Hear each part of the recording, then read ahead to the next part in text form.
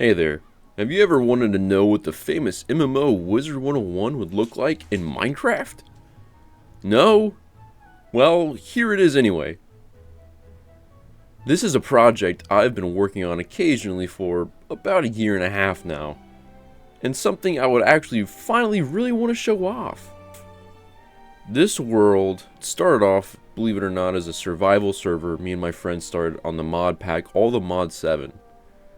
It was a legit survival world we played for months until we got to the point where we were basically gods.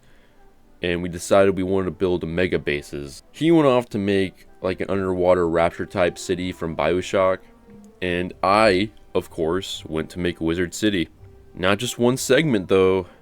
I wanted to make all of Wizard City.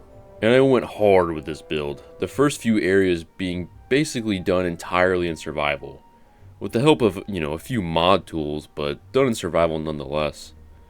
Ravenwood was the first area I built, which then led into the Commons, and then Golem Court, the sewers, then the Pet Pavilion, the shopping district, and part of Unicorn Way, all done in survival. You can definitely tell which areas were done in survival too, because many of these areas actually served purpose, and I have yet to change them in certain ways to make them more accurate to Wizard101, purely because I'm still nostalgic for whenever this was a survival world. For example, Golem Tower served as my main headquarters and house, which I have yet to update to more accurately represent the tower in the game. And Firemouth Cave, if that's what it's called, the cave that's connected to Golem Court, I ended up making it a forge for the Tinker's Construct mod, so it gave that a nice little reason to be there. I even used the sewer system to hide my power supply, having a giant reactor powering my supercomputer, which connected to my main house and throughout pretty much all of Wizard City. The Commons also served me a purpose, more specifically the Headmaster Castle, which I used as my main magic building for my main magic mod I used, Ars Nouveau, which also had a secret hatch leading to the sewers, which had my squirrel/sourceberry farm powering all my magic devices. And that's not the only thing in the Commons that had purpose. I also made the library have a good purpose too by storing it full of enchantment tables, which were different kinds because of the apothecary mod, which had a bunch of different enchantment setups for different things. But I ended up updating it to be more coherent, but I think it looks better like this anyway. Another thing that served a huge purpose, and was my favorite thing I had built probably in this entire build, was actually in Unicorn Way. Or in my world, it's more of a Trent Way, because I like the tree aesthetic a lot more, and unicorn statues were hard to make. So, made this whole area tree themed, which I guess goes with the whole, this is area for life wizards. But anyways, I initially used this area for my automated mega farm. One side was used for mystical agriculture for all my basic materials, and the other side was my food source generator.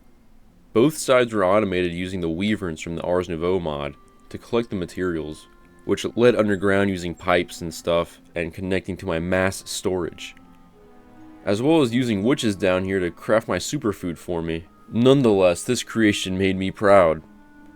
But soon after I had finished that and started working on Old Town was when I had made the jump to creative. Because at the time my friend no longer really wanted to play on the server too much, and we didn't want to pay for it considering, I was the only person really on it. But I still wanted to build because I had come so far. And after a grueling process of saving parts of the world as separate schematics and placing them together on a new all-flat world to save on frame rate, I had copied the world file and moved it over to single player, where I've been building on ever since with the help of Creative and World Edit, which in the end is a massive upgrade, now that I didn't have to scavenge for materials. And now that nothing held me back, I really let myself loose, and at this point, I pretty much built all of Wizard City in its entirety. And it's not just the outside terrain, but 90% of all the houses are fully furnished, with NPCs that also live in them, to make the whole place feel more lively. I also have stationary NPCs in every spot an actual NPC in Wizard101 stands, and that counts all the teachers and the headmaster. But after building from Old Town, I continued down the line with all the different streets, which I had renamed and changed slightly to make it a little different, mostly just to give it my own personal aesthetic. For instance, Cyclops Lane is more of an ogre lane with the statue having 2 eyes, because I like the look better. And the streets are shorter too, avoiding all the unnecessary paths and turns and towers that the paths actually have in the game. Another thing I had to work with was the actual distance between things, making so you don't just get plain skybox views. Because when you're in actual Wizard101, you know how you go from each area passing through a loading screen instead of actually walking to the area, so things ended up being a lot closer than I was planning them to be. So areas where you pretty much get plain skybox views in the game, like Old Town, just having the whole cliffside there. In this, you pretty much can see Firecat Alley and Colossus Boulevard from the view, but in the end, I think it's a pretty cool look to really see how these things would jive together. Same thing with the edge of Cyclops Lane being a cliffside with Triton Avenue on the bottom. But in the end, I like the way it turned out because it led to me making creative decisions, like how the river in Cyclops Lane forms into the waterfall you see in Triton Avenue. Triton Avenue is an area I like probably the most, to be honest, which I had built right after Cyclops Lane. After that, I built Firecat Alley, with the Fire Globe Theater and all. Afterwards, I worked on Colossus Boulevard and built the Gobbler Castle, which is another area along with the Fire Globe Theater, which I had plans for making actual boss fight rooms. But I'll get a little bit more into that later. After I'd completed Colossus Boulevard, there was really only one street left to make, and that was the Haunted Cave, which was my most recent build. I made it just in time to show off during spooky season. And while I'm on the topic of the Haunted Cave, for example of something that I implemented that wasn't actually in the game to give the area a little bit more flair, is this graveyard. You know, just to give a little bit, something extra. And I've done this to other places in the game too. Like the secret area in Firecat Alley I called the Fire Garden. You know, just some extra areas to give the copy and paste building some flair, you know. I guess the only area I haven't built is the Haunted Cave that connects Cyclops Lane to Firecat Alley. But that area is pretty boring, and there's no like actual landmarks that are interesting. How every other street has at least like one interesting thing about it. Haunted Cave is just more dark cave, but with no big tower and no giant mouth cave. So I've skipped that for now, and I'll probably turn to something else later.